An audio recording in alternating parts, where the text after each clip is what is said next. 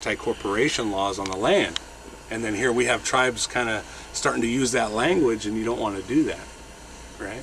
So imagine you created a business on your tribal land, and all of a sudden you have money and revenue to start buying that land up as a corporation.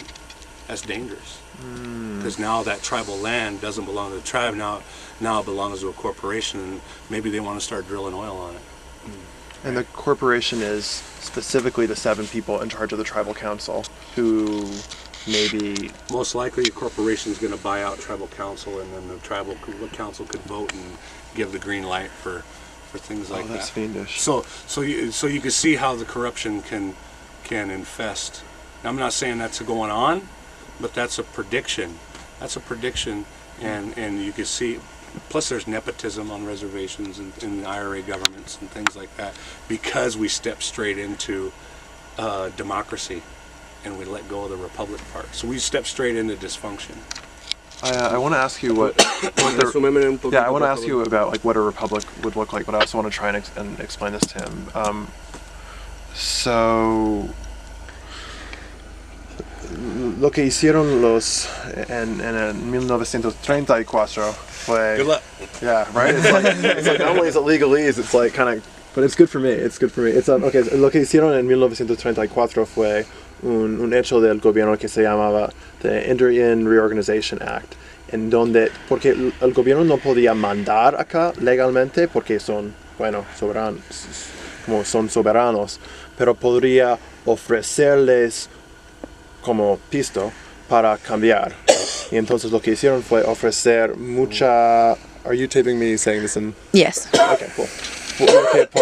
Lo que mandaba fue... Lo que hicieron fue decir, bueno, aquí hay dinero si cambian su método de gobierno y cambia de estos métodos tradicionales y imponer un sistema como tipo corporativo, like of the boardroom. And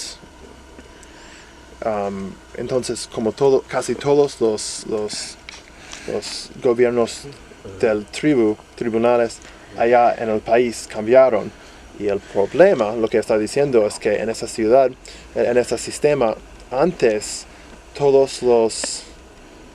Bueno, eso todavía no entender yo mismo. Creo que ellos tenían unos sistemas de gobierno que había contrapesos, ¿no?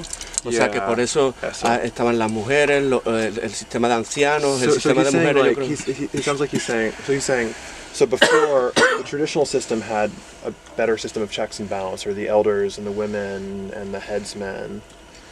For the most part, amongst the people, the values, the philosophies, and the government structure that we had in place helped govern the people.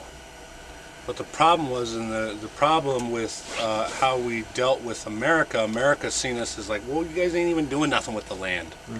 You know, they come with the mindset that they're here to dominate the land and utilize it, right? And we were just a part of it. It wasn't like we were trying to use it or manipulate it in any way. So that's where this comes in, is you know, they were trying to force us to use the land. Okay. To use it, whether it's farming or whatever. So the problem before was that we can't get the Indians to use the land. Right.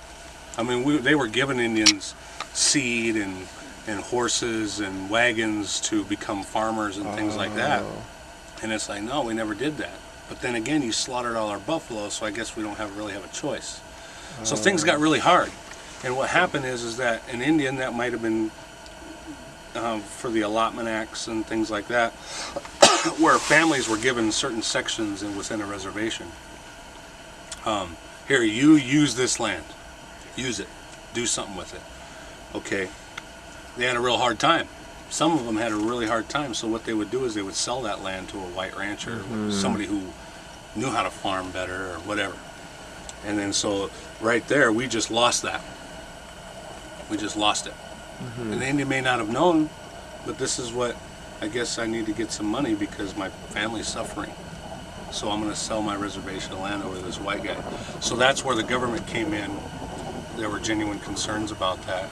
about the governance over the land management, right? So that's why the BIA holds our land in trust. And I prefer to say they hold it in distrust because they don't trust us because we could sell our land. The Indian didn't realize it was illegal to get rid of that land like that. He thought it was always our land and that the white guy was just going to use it. But in the white mind, it was okay. They just sold us the deed to this land. It's ours now. It belongs to our family, right? So.